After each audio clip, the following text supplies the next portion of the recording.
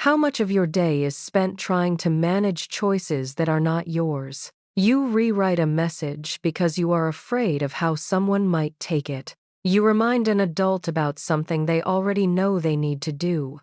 You rehearse an argument in your head, hoping that if you find the perfect words, they will finally agree with you.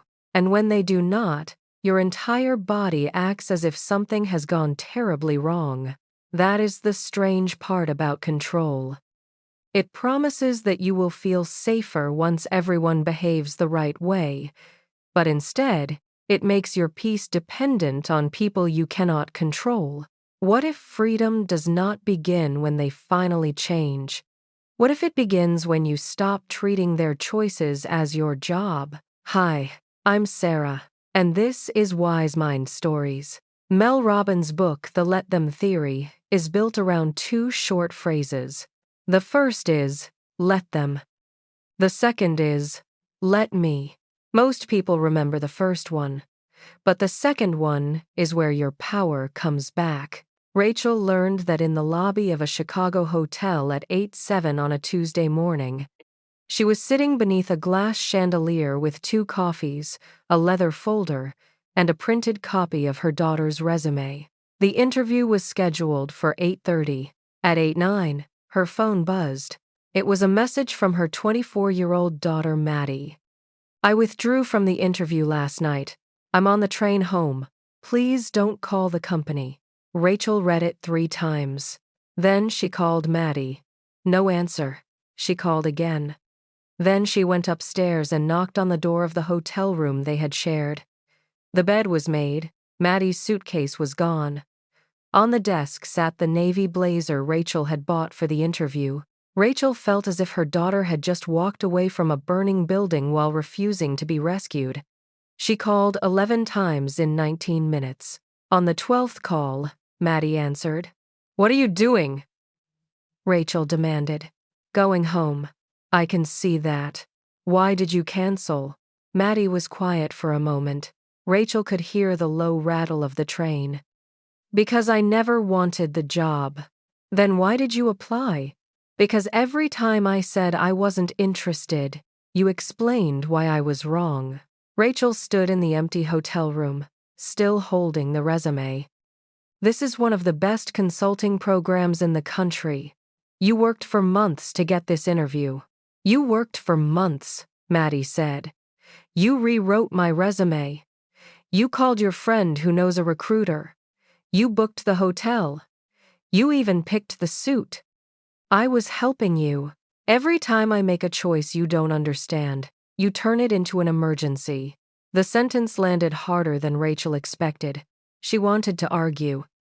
She wanted to remind Maddie about rent, health insurance, retirement accounts, and every humiliating job Rachel herself had accepted at 24 because no one had offered her the luxury of finding her passion. Instead, Maddie said, "I took a production job with the Youth Documentary Project. I start next month."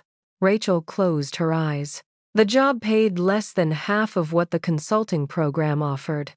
"That is not a career plan." "It is my plan."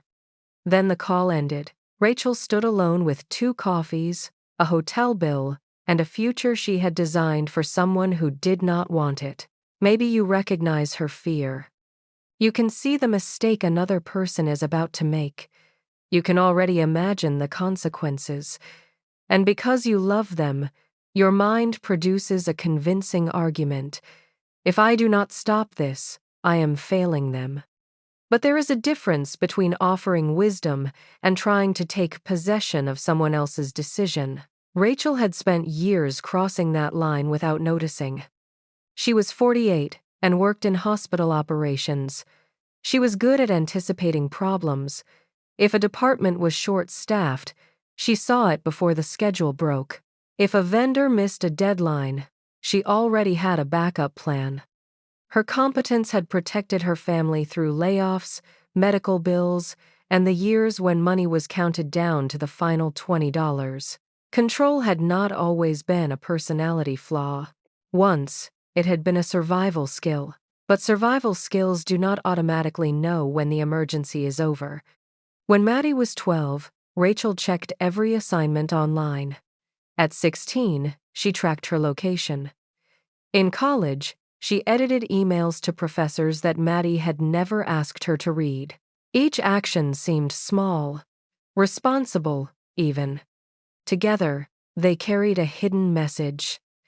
I trust my fear more than I trust your ability to handle your own life. Rachel called this love. Maddie experienced it as surveillance. That evening, Rachel told her husband, Tom, what had happened. She expected him to be angry with Maddie. Instead, he asked, "Did she ever tell you she wanted that job?" She needed a real option. That wasn't my question. Rachel began listing the salary, the training, the health plan, and the name of the firm. Tom waited until she stopped. You think you are solving her future, he said. But most of the time, you are solving your anxiety. Rachel did not speak to him for the rest of the evening. The next morning, she woke up at 4:40 and drafted a 4-paragraph message to Maddie. It began with, I respect your decision. Then it spent 600 words explaining why the decision was irresponsible. She did not send it. For the first time, Rachel tried the first half of the framework. Let Maddie choose a lower-paying job. Let her misunderstand Rachel's intentions. Let her make a decision Rachel would never make.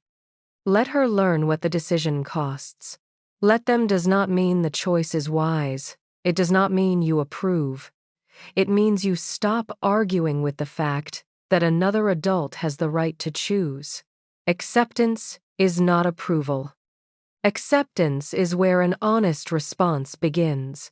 Rachel lasted 6 minutes before her mind found a new problem. If I let her do this, am I supposed to keep paying her rent? What if she asks for money? What if the project fails? What if she blames me for not stopping her? This is exactly why the theory has a second half. Let me decide what support I am willing to provide.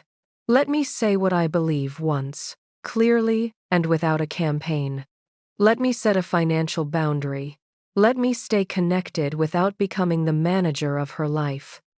Let me put my energy back into the choices that are actually mine. Let them without let me can sound like resignation. Let me turns acceptance into agency. 3 days later, Rachel asked Maddie to meet her at a coffee shop. She left the resume at home. Maddie arrived guarded, as if she expected an ambush. Rachel had rehearsed what she wanted to say. This time, the goal was not to produce the right reaction. I still think the consulting interview was a strong opportunity, she began, and I would have chosen it. Maddie looked down at the table. But it was not my interview, Rachel continued. You are allowed to choose the documentary job. You are also responsible for what comes with it. Maddie looked up. Rachel explained that she would not cover rent indefinitely or make emergency calls to fix problems at work. She would help Maddie look at a budget if Maddie asked. She would be available for advice, but she would not contact an employer, rewrite an application, or arrange an opportunity unless she was invited to help with one specific step. Are you trying to punish me? Maddie asked. No. I am trying to stop pretending that support means removing every consequence.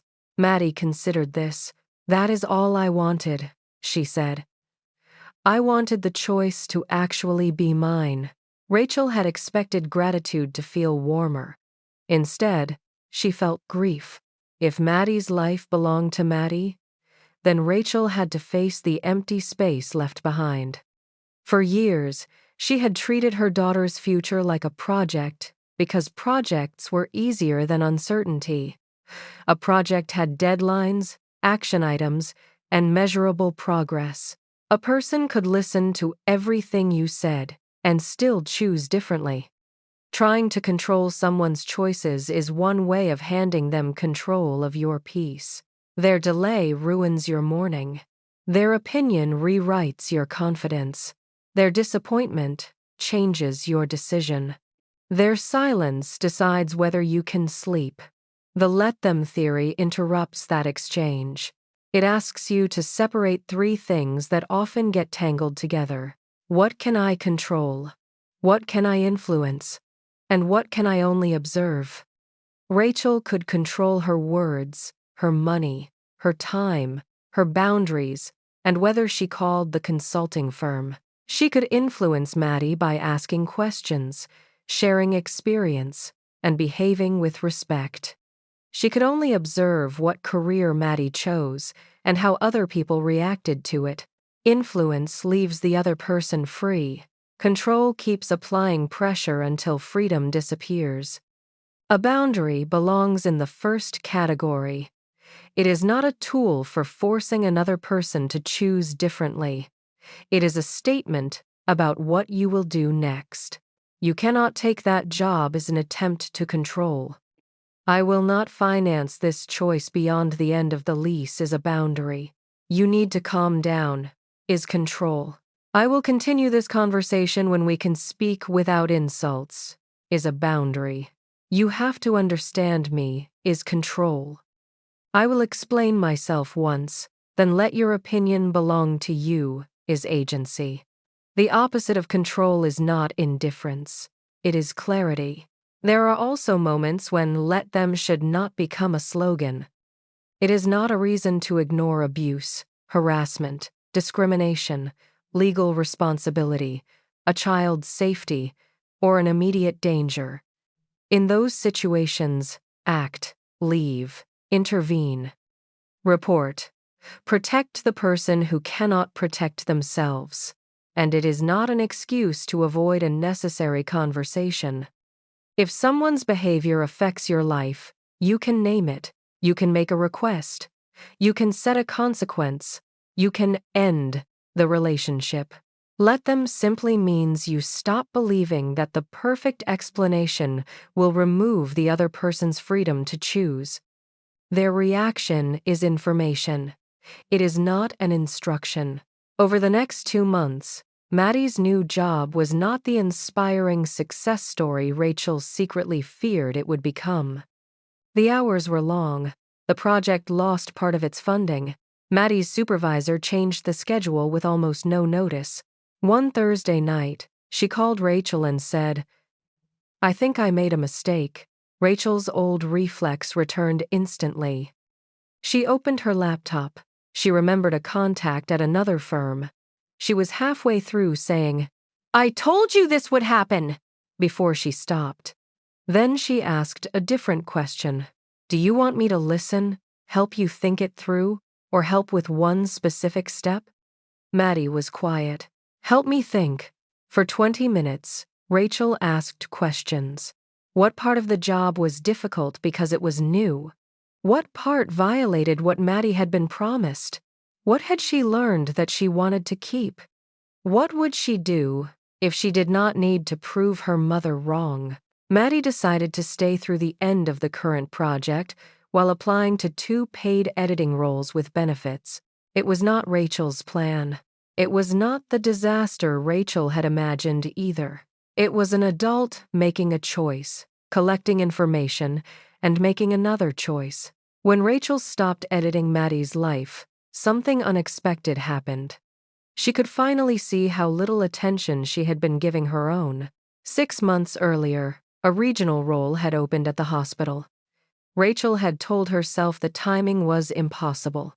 Maddie was graduating. The family needed stability. It was not the right year. But the truth was simpler. Rachel was afraid she might not get it. Managing Maddie's risk had protected her from taking one of her own.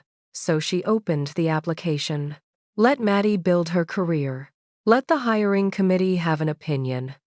Let Tom think the new role might be too demanding. Let me apply anyway. That is the full theory.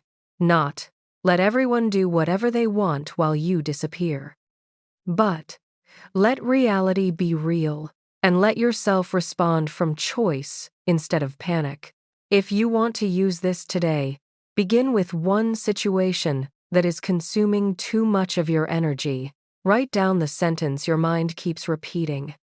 They should call me back. They should understand why I am upset. They should take this opportunity. They should not be angry with me. Now finish 2 sentences. Let them name the choice, opinion, feeling, or reaction that does not belong to you. Then write, let me name one action that does belong to you. Let them decline the invitation. Let me invite someone who wants to come. Let them be disappointed by my boundary. Let me keep it without writing a 5-page defense. Let them choose the harder road. Let me decide what support I can offer without taking over. Let them misunderstand me. Let me make sure I am not misunderstanding myself. The question is not whether you can stop caring.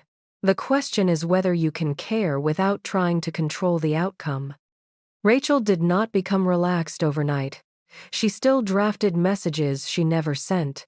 She still felt a surge of panic when Maddie announced a decision without consulting her. But she had a place to put that energy now. Let them. That is their life. Let me. This is mine. In the comments, complete both lines with one situation from your life. Let them. Let me. Because peace does not come from finally getting everyone under control. It comes from no longer abandoning your own life to manage theirs. And sometimes the hardest person to let have an opinion is the person whose judgment you fear the most. That is where we will go next. Why one person's reaction can ruin your entire day, and how to stop putting your confidence in someone else's hands.